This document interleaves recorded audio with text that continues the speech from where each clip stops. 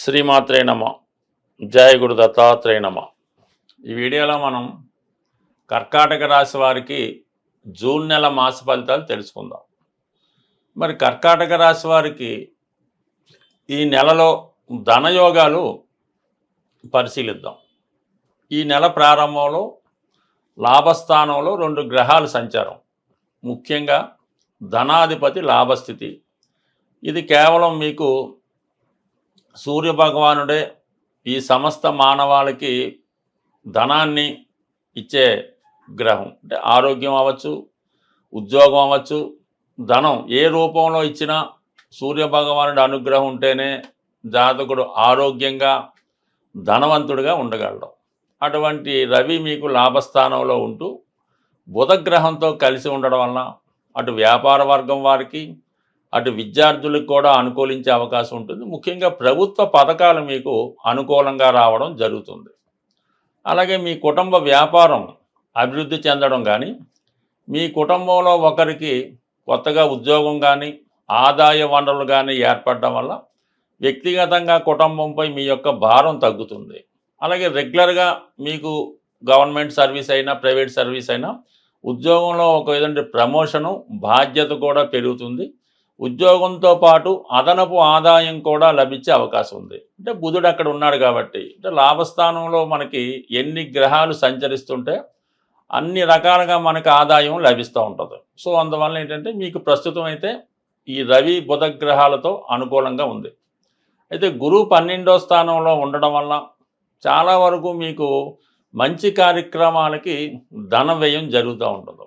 అంటే ముఖ్యంగా పిల్లల యొక్క చదువు కొరకు, అలాగే ఇంట్లో కావాల్సినటువంటి ఆహార పదార్థాలు, ఈ పూజకు సంబంధించిన వస్తువులు, రొటీన్గా గ్రాసరీ లాంటి వస్తువుల మీద ఒక మంచి నాణ్యమైనటువంటివి అంతా కూడా మీరు స్టాక్ పెట్టి ఎప్పటికప్పుడు ఇంట్లో ఈ వంటకు సంబంధించినటువంటి వాటికి కానీ పూజ కొరకు కానీ ఎటువంటి లోటు లేకుండా దాన్ని రెడీగా పెట్టడం జరుగుతూ ఉంటుంది. దాంతోపాటుగా వ్యక్తిగతంగా మీరు విద్యార్థి అయి ఉంటే ఏ స్థాయిలో ఉన్నా గతంలో మీరు మధ్యలో విడిచిపెట్టేసినటువంటి మీ విద్య తిరిగి దాన్ని కంప్లీట్ చేయడే ప్రయత్నం జరుగుతుంది. కొంతమంది పిహెచ్డి, డాక్టరేట్ లాంటి డిగ్రీలు కూడా సంపాదించడానికి కారణం అవుతూ ఉంటుంది. అలాగే ముఖ్యంగా సంతానం ఏదో కారణాల వల్ల వివాహం అయిన తర్వాత 3 సంవత్సరాల దాకా కూడా మీకు సంతానం కలగకపోతే అప్పుడు ఏదో విధంగా మీకు లోటు ఉందని తెలుసుకొని తగినటువంటి వైద్య సహకారం తీసుకోవడం వల్ల ఈ సంవత్సరంలో మీకు సంతాన భాగ్యం మాత్రం 100% కలుగుతుంది. బట్ ఏదైనా గురువు ఏ కారకత్వాలు వహిస్తుంటాడో అవన్నీ 12వ స్థానంలోకి రావడం వల్ల అవి మీకు అనుకూలంగా మారడం జరుగుతూ ఉంటుంది. ఒకటి ఏంటంటే విద్య కంప్లీట్ చేసుకుంటారు, సంతానం కలుగుతుంది, ఆరోగ్యం బాగుంటుంది, సంస్కారవంతంగా ఉంటారు. చిన్న చిన్న ఈ మైనస్లు, బలహీనతలు, బ్యాడ్ హ్యాబిట్స్ లేదా ఫ్రెండ్స్ వల్ల నష్టపోవడం ఇవన్నీ కూడా మీకు సాల్వ్ అవ్వడం వల్ల చాలా ధనం మీకు మిగలడం జరుగుతుంది. దానికి అనుగుణంగానే ప్రస్తుతం ఈ 18వ తారీఖు అంటే మే 18 నుంచి ధనస్థానంలో కుటుంబ స్థానంలో ఉన్నటువంటి కేతువు ఈ కుటుంబ విషయాల్లో కొన్ని అనుకోని అపోహలు, చికాకులు రావడం జరుగుతూ ఉంటుంది. కుటుంబ సభ్యుల మధ్య ఒక విధమైన మనస్పర్ధలు రావడం జరుగుతూ ఉంటుంది. అంటే కుటుంబ సభ్యుల యొక్క ప్రవర్తన, వారి యొక్క ఆలోచన ధోరణి గతంలో కన్నా భిన్నంగా ఉండడం వలన కొన్ని విభేదాలు, కొన్ని ఇబ్బందులు కలగడం జరుగుతూ ఉంటుంది. అంటే ఇంట్లో ఒక్కొక్కరి ప్రవర్తన, ఒక్కొక్కరి ఆలోచన ఒక్కొక్క విధంగా ఉండడం వల్ల వారి యొక్క ఆలోచనలు మీ మిగతా కుటుంబ సభ్యుల మీద రుద్దాలనే ప్రయత్నంలో ఒకరికొకరికి పొంతన లేకపోవడం వలన కొన్ని చికాకులు రావడం జరుగుతుంది. మరి ఈ కారణం వల్ల ఏంటంటే ఏదో విధంగా కుటుంబ సభ్యులు స్ప్లిట్ అవ్వడం జరుగుతుంటుంది. కొంతమంది మీ కుటుంబంలో ఉండడం ఇష్టం లేకో, వేరే కారణాల వల్ల, ఒక ఆధ్యాత్మిక కారణాల వల్ల, అనారోగ్య కారణాల వల్ల, మాట పట్టింపు వల్ల ఈ కుటుంబం నుంచి దూరంగా వెళ్ళడం జరుగుతూ ఉంటుంది. దానివల్ల మీకే హ్యాపీగా ఉండే అవకాశం ఉంది. అంటే ఏదన్నా మొత్తం క్లీనప్ అవుతుంది.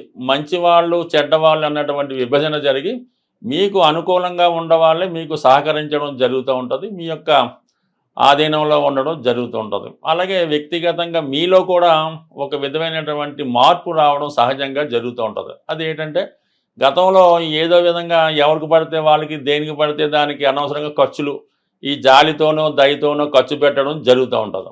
ఇప్పుడు పర్టికులర్గా ఏమవుతుందంటే ఒక స్థిరమైన నిర్ణయం తీసుకొని ఏదైతే అవసరమో ఎవరైతే మనకి కలిసి వస్తారో, ఎవరైతే ఉపయోగపడతారో వాటి కొరకు మాత్రమే ధనాన్ని ఖర్చు పెట్టి మిగతా వాటిని నిర్దాక్ష్యంగా దూరం చేయడం వల్ల దానివల్ల కూడా మీకు కొంత మనీ సేవింగ్ అవుతూ ఉంటుంది. అంటే ఈ పరిస్థితుల్లో మీకు ఉన్నది ఏంటంటే మీరు ఎంత ధనం సంపాదించారో అన్నదానికన్నా ఎంత ధనం మీరు దాచుకున్నారు అన్నదే మీకు ఇంపార్టెంట్గా కలిసి వచ్చే అవకాశంగా ఉంది. అయితే ఏదైనా మొత్తం మీద ఈ నెల 15వ తారీఖు నుంచి ధనాధిపతి వ్యయంలోకి రావడం వలన ఏదైనా ఆదాయం కన్నా ఖర్చులు ఈ నెలలో ఎక్కువగా ఉంటాయి.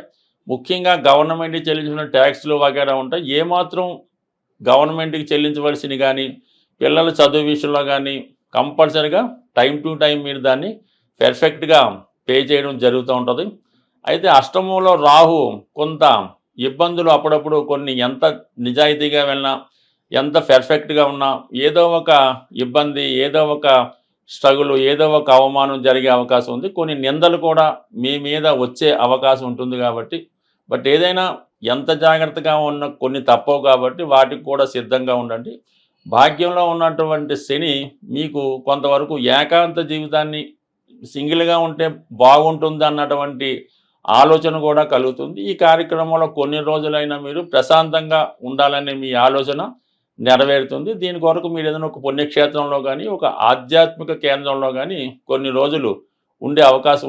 ఏదైనా ఈ జూన్ నెలలో ధనాన్ని అదృష్టాన్ని ప్రసాదించే గురు గ్రహం మౌఢ్యంలోకి వెళ్ళడం జరుగుతుంది. అంటే ఇంచుమించుగా మనకి జూన్ 10వ తారీఖు నుంచి జూలై 8వ తారీఖు వరకు కూడా ఈ గురు మౌఢ్యం అన్నది ఏర్పడడం జరుగుతుంది. దాని శుభకార్యాల మాట పక్కన పెట్టిన మనీ రొటేషన్ అన్నది చాలా వరకు తగ్గిపోవడం జరుగుతూ ఉంటుంది. ప్రతి ఒక్కరికి కూడా ఆర్థిక పరమైనటువంటి టైట్ ఏర్పడుతూ ఉంటుంది. అంటే సమయానికి మనకి రావాల్సింది రాకపోవడం జరుగుతూ ఉంటుంది. సో ఏదైనా ఏ గ్రహమైనా మనకి అనుకూలమైనటువంటి ఫలితం ఇవ్వాలంటే ఆ పరమేశ్వరుని యొక్క అనుగ్రహం తప్పనిసరిగా ఉండాలి. అంటే శివుడు అభిషేక ప్రియుడు అవడం వల్ల శివునికి ఈ సమయంలో మనకి ధనాన్ని ఇచ్చే కొన్ని పరిహారాలు తెలుసుకుందాం. అందులో ముఖ్యంగా శివునికి ఈ మారేడు దళములు సంపాదించి అవి నీటిలో వేసి ఆ జలంతో అభిషేకం చేయవలసి ఉంటుంది. అంటే మారేడు దళములు వేసినటువంటి వాటర్తో అభిషేకం చేయాలి. దాని తర్వాత ఏంటంటే రుద్రాక్షలు కొత్తవి తెచ్చి నీటిలో నానబెట్టి ఆ జలంతో అభిషేకం చేయడం వల్ల ఎంతటి కష్టమైనా పోతుందన్నమాట. ఆఖరికి పెద్ద క్రైమ్ అయినా పోతూ ఉంటుంది. దాని తర్వాత జనరల్గా ధనం కొరకు చెరుకు రసంతో అభిషేకం, లేదా ఆవు పెరుగుతో అభిషేకం, లేదంటే అరటిపళ్ళు గుజ్జుగా తయారు చేసి వాటి యొక్క అరటిపళ్ళు యొక్క పానకంతో అభిషేకం చేయొచ్చు.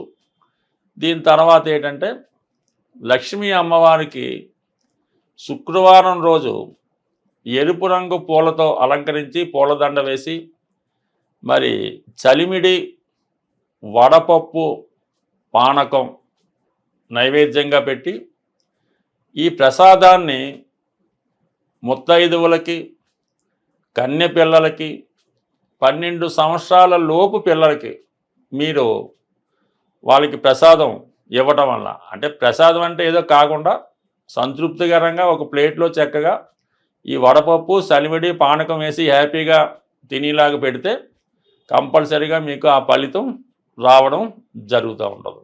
అలాగే మన గృహం సో ఇంకా ఏదైనా మీ యొక్క జాతకాన్ని సంపూర్ణంగా క్షుణ్ణంగా తెలుసుకోవాలి, అలాగే మీ యొక్క జీవితాన్ని బాగుపరుచుకొని అటు మీ యొక్క సొంత గృహాన్ని అంటే నివసిస్తున్న గృహాన్ని అలాగే మీ యొక్క జాతకాన్ని ఏమైనా లోపాలు ఉంటే సరి చేసుకొని మీరు అదృష్టవంతులుగా మారాలంటే మీకు తెలుసున్నటువంటి జ్యోతిష్కులు ఎవరైనా ఉంటే వారిని సంప్రదించి వారు చెప్పింది ఫాలో అయింది. లేనప్పుడు ఇందులో ఇచ్చినటువంటి ఫోన్ నెంబర్లో మమ్మల్ని సంప్రదించడం వల్ల కూడా సాధ్యమైనంత వరకు మాకు తెలిసిన పరిజ్ఞానం ప్రకారం మిమ్మల్ని అదృష్టవంతులుగా మార్చే ప్రయత్నం కూడా చేసే ప్రయత్నం జరుగుతుంది. స్వస్తి.